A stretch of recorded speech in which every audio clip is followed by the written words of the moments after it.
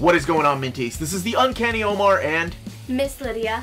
Miss Lydia. Together, both of us. Oh, this is such a proud poppy moment. But my daughter turned 10 years old this past June, and her first comic book that she wanted to read was Transformers. So that's what we're going to talk about. We're going to review Phase 1, no spoilers, so we're going to make this quick and easy. So stay tuned. This episode is sponsored by CheapGraphicNovels.com, your online home for brand new graphic novels and collected editions up to 50% off cover price. Cheap Graphic Novels prides itself on packaging your books so they arrive safely and in excellent condition, as well as prompt and helpful service. Cheap Graphic Novels Black Friday sale is continuing all through December, so there's still time to save up to 95% off thousands of books. Additional books will be added throughout the month, so be sure to check back often and stay tuned to CGN on social media to be the first to know when the new books have been added to the sale. Cheap Graphic Novels, your source for the hottest books with the kind of deep discounts, quality shipping, and customer service that will keep you coming back for more. And welcome back, Minties. Now, before we get started, I am going to say we're only talking about what phase? Phase 1. Phase 1. What'd you hold up to? That's 1. That's 1. But it all began with this little story right here. My daughter had a thing for Bumblebee, and that's okay. I had a thing for RC when I was your age. It's cool. And from this, she got curious about the Transformers, and I was like, I don't know if you're old enough for that yet. And I think all that began when you were like 6 or 7. So when she turned 10, I brought her down here, and I told her to pick out some books. And the first one that she saw, or the one that she wanted, was? The Transformers IDW series. Phase 1. Okay. So we came down here, and it was just such a proud moment. I took pictures. I swear, I'm such a dork. So she read all 8 volumes, and she started reading them in June. She took a little break, and then she just finished them this week. As in a couple of months. Yeah, you took a couple, because she got into other book series, but that's fine. Warrior Cats is fun. Warrior Cats, but Transformers is better. Anyway, so that's what we're talking about. Everything begins here with Simon Furman and Shane McCarthy and Nick Richey. Now, Transformers has had other series before. Marvel has done a series of them, and then Dreamwave did some. But IDW relaunched it, and you don't need to read any of those to enjoy this. This is a fresh, new relaunch. And it kicked it off with Phase 1, and Simon Furman, who used to write a lot of the Transformers UK comics and Transformers in America, the later on Marvel years, took the helm and started writing these. However, when they decided to collect them in hardcover format, they went with the chronological order of the stories, not the publishing order. So where everything began with the miniseries Escalation, the first volume begins with Megatron Origin. And it's kind of interesting because Megatron started as this there were no Decepticons, right? Mm-hmm. And it's all in the planet of Cybertron, and Megatron, he's kind of almost penned as a civil rights leader, is the way that he's written. But it begins with Megatron Origin and then ends with the story called Chaos. And by the time this is said and done, there's another gentleman that takes over with Nick Richey, and his name is James Roberts, but we won't talk about that until we finish Phase 2. So Miss Lydia, just sticking with Phase 1, what was your favorite story either from the beginning or the end? What were some of your favorite stories? Probably like Chaos, since it's like the final battle, and like it's kind of like, okay, everybody's fight to the death now. And it takes place in Cybertron. That's a pretty cool battle. Did you like... My favorite story is probably Last Stand of the Wreckers.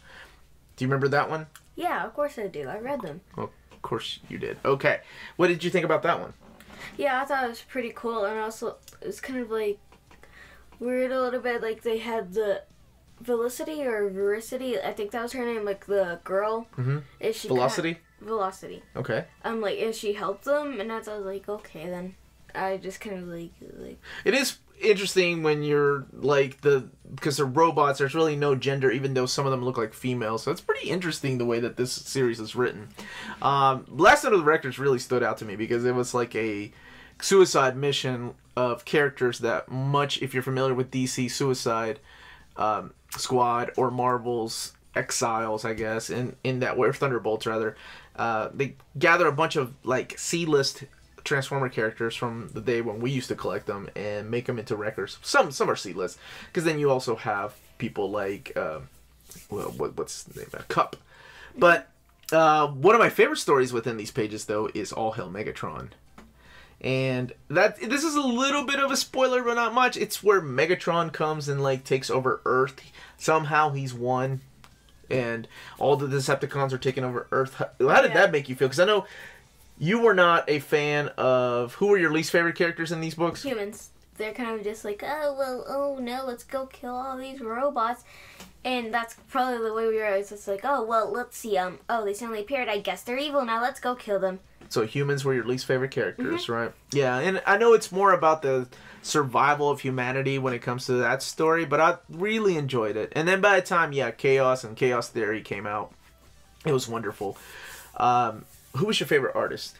Nick Richey. Nick Richey? Yeah, I'm a big fan of his too. I was also a big fan of, what is his name? Duncan Figueroa? He's the one that did the anime-ish style of art in Stormbringer, but then later on he changed his style up a little bit during the ongoing series. So it's like volumes 6, 7, and 8, where it looks more like the Transformers, the Bayformer movies. And I know you didn't like that either, did you? Because their faces look almost human-like. And it's like, that looks realistic. I don't like that. That looks realistic. That's right. We read comic books to escape realism, not to get lured into them. And who's your favorite character? Like, sticking with Phase 1, because I know we've been talking about Phase 2, because that's a completely different ball game. But who is your favorite character in Phase 1? I guess Bumblebee, because I like a lot of characters, but he's always been. What makes you like him in this series? I like that he's not like, he's actually kind of serious and not just like, okay guys, I'm gonna go, I don't know, play video games or something. He's not a goofball. He's an actual serious character. You're right. There's a lot of differences in, if you've never read these, in the way that the characterizations are, where as opposed to the cartoon that if you grew up watching, they're a lot different in here. And some of the lesser known characters that were just toys when we were growing up play a bigger role in these. I think why I took a break, because the first 2 volumes are kind of like boring, but keeps the story going. And also most of the characters look the same. So it's like, I guess that's something important to say. Like, for people that don't have any emotional attachment to these characters or never watched the cartoon, they do throw a lot of characters at the beginning because it's done, like I said, in a chronological order where it starts like 1,000,000 years in the past, right? And then we move on to the present. But it's like, when they did that, they had all these little Easter eggs for people like us, and then for younger readers like you, I guess you got a little lost. So, what kept you coming back, though? What made you keep reading? It's Transformers, and I've always really liked it, and I really wanted to, like, because, like, you know, for sure they're, like, kind of boring, but always, like, I wanted to get to the part where the story actually kind of, like, you know, gets exciting, not just, like, oh no, this person died. Well, that's too bad. So, would you say it picked up during volume 3 and 4? Yeah. Yeah, I think so too. I think that's a good spot. And I think it was important to mention that you're right, you're a new reader, so you don't have... Why would you keep reading about robots you don't know about? But so volume 1 and 2 did keep your interest enough to keep reading more, right? Mm-hmm. Awesome. Overall, quick and simple, because like I said, we're just hitting some highlights.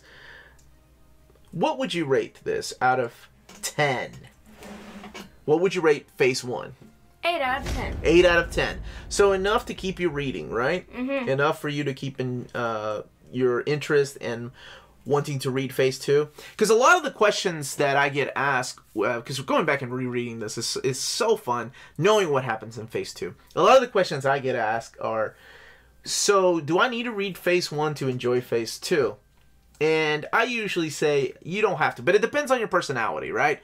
Me, I'm a completist. I have to have every single story in the way that it was, or the way that it's been collected. And if I'm missing any of them, then I won't enjoy it. So I have to read from the beginning. But there are people that are like, no, I just want to read a really good story. So I know, me personally, I love Phase 2 more than I do Phase 1. But at least read Last Stand of the Wreckers and All Hail Megatron. Because Chaos and Chaos Theory are all... kind of, they give you a quick synopsis of what happens in that during that storyline at the beginning of Phase 2. So you don't need to know much about that. So we will be doing a review of Phase 2, but I just wanted to get my 10-year-old's opinion. An 8 out of 10. I'm so proud of you. Because I think that's exactly what I would give it. I would give it an 8 out of 10. Overall, I'm glad I read them. They're wonderful books. And it's in the same way that if you're a fan of the Power Rangers by Boom Studios, if you're a fan of TMNT from IDW as well, which is another series that you want to get into, which, yes, of course. So it's kind of like that. It's where they're taking an old franchise that we grew up with and they're just revamping it for a new audience and for us old timers and for a new generation. And any last words, Miss Lydia? No. No? Just quick and simple. Autobots, transform, roll out. Okay. You break your father's heart. Okay. Thank you so much for watching. And remember, if it's classic and cool, it must be an amen.